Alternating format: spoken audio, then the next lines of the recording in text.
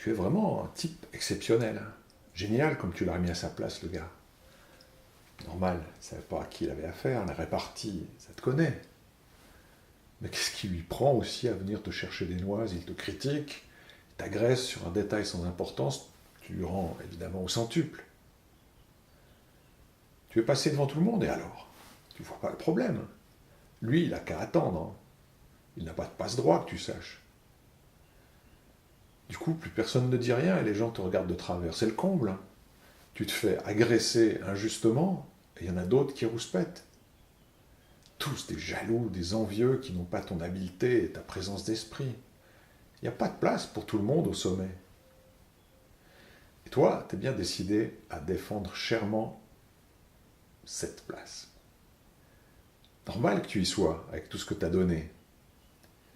Des faiblesses, des manques, tu n'en as pas. Ou plutôt, tu n'en veux pas.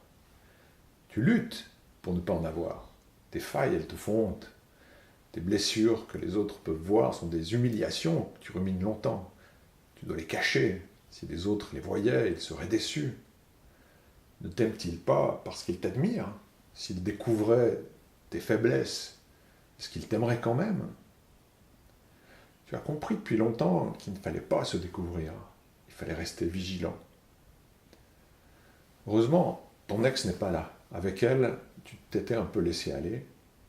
Tu avais cru que tu pouvais baisser ta garde. Et elle en a profité pour te blesser.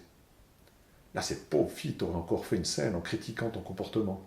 C'est ingrate. Après que tu l'aies sortie de son trou, élevée là où elle devrait plutôt être reconnaissante.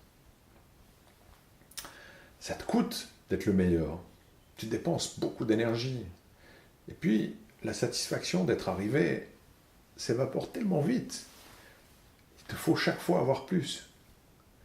Tu ne sais pas si tu vas pouvoir tenir longtemps. Dans ton boulot, il y a des gens plus jeunes, pleins d'ambition et d'énergie, qui ne t'admirent plus comme avant. Ça te rend plus agressif. Des amis t'ont trouvé arrogant et t'ont laissé tomber. Être seul, est-ce que c'est le prix à payer pour être le meilleur?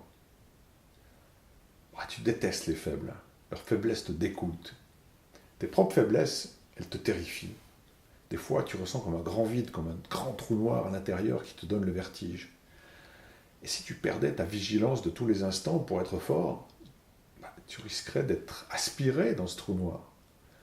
Toi, tu voudrais un monde parfait, plein d'amour, mais ça ne dure jamais. Tu le trouves sale, plein d'amertume, comme si ce monde était sali par ton mépris.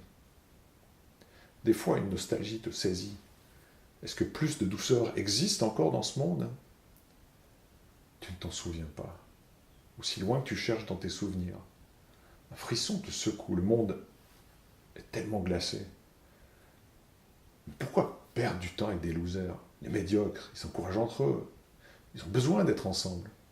Les salauds, ils ont du bon temps. Tous des minables. Les gagnants, eux, ils sont seuls.